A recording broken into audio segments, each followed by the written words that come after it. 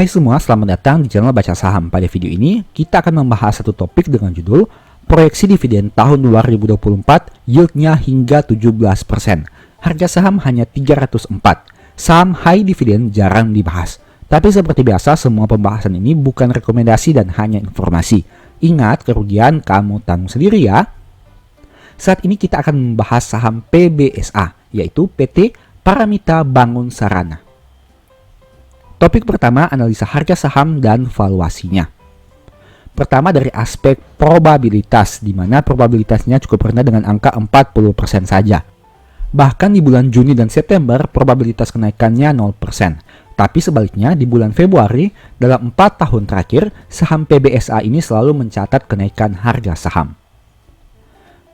Kemudian kita bahas dari aspek historical harga sahamnya. Dengan harga 302, harga tersebut mirip seperti harga di bulan Januari tahun 2021. Nah, untuk harga sahamnya sendiri, PBSA ini memiliki harga saham yang cukup fluktuatif. Kemudian kita bandingkan dari aspek PBV-nya. Jika dilihat dengan harga saham yang sama, PBV-nya menjadi semakin rendah, dari 1,7 menjadi 1,5. Itu artinya secara kinerja sebenarnya PBSA ini mencatat peningkatan ekuitas dari beberapa tahun terakhir, meskipun secara valuasi memang sudah di atas 1 kali. Meski dividen yieldnya besar, PBSA saat ini menurut saya kurang menarik dengan beberapa pertimbangan.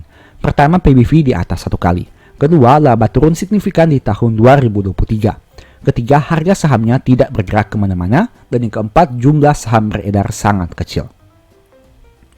Topik kedua, proyeksi dividen.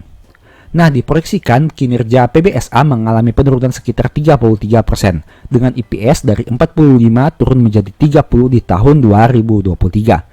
Jika kita memasukkan unsur ini ke dalam dividen per share, maka yield yang sebelumnya adalah 26,5% akan turun menjadi 17,7%, dengan asumsi dividen payout rasionya sama. Topik ketiga, kinerja Q3. Pertama dari aspek kas dengan nominal 56.000, dan jika dibandingkan dengan liabilitasnya sebanyak 137.000, itu artinya perusahaan ini butuh sumber dana yang lain apabila ingin melunasi seluruh hutangnya, karena kasnya mengalami penurunan yang sangat signifikan dibanding tahun 2022. Tapi jika kita bandingkan dengan liabilitas 137.000 dan ekuitasnya dengan jumlah 593.000, artinya perusahaan ini punya liabilitas yang masih kecil jika dibandingkan dengan ekuitasnya. Itu kita bisa lihat dengan rasio DER yang hanya 23% saja. Selain itu, untuk aspek profitabilitas, NPM dan ROE-nya masih cukup memuaskan dengan angka di atas 15%. Padahal, labanya turun signifikan.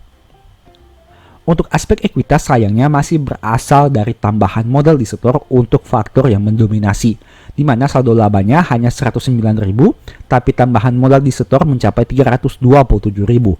Itu artinya secara kinerja sebenarnya saham PBSA ini belum mampu menghasilkan pertumbuhan kinerja yang sangat memuaskan.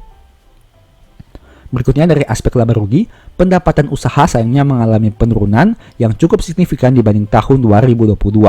Begitu juga dengan beban pokok pendapatannya. Nah, karena secara nominal penurunan pendapatan jauh lebih besar, akibatnya laba bruto tidak bisa tumbuh dari 138 menjadi 103 di tahun 2023 ini.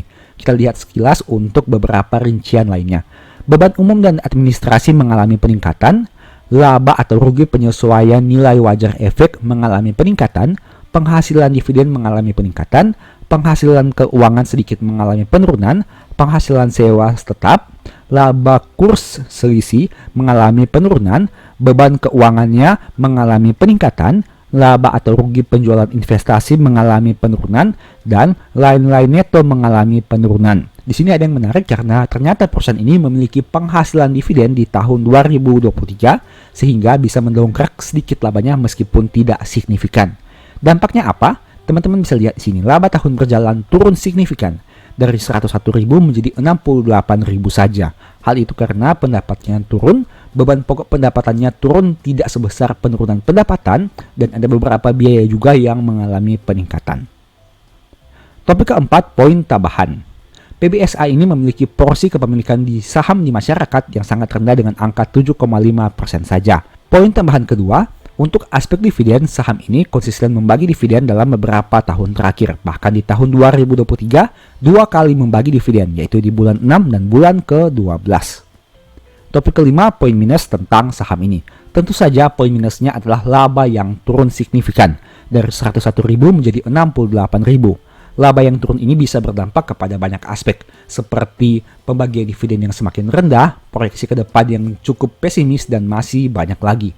Intinya, perusahaan ini mengalami penurunan kinerja di tahun 2023. Kita lihat saja di tahun 2024 akan seperti apa.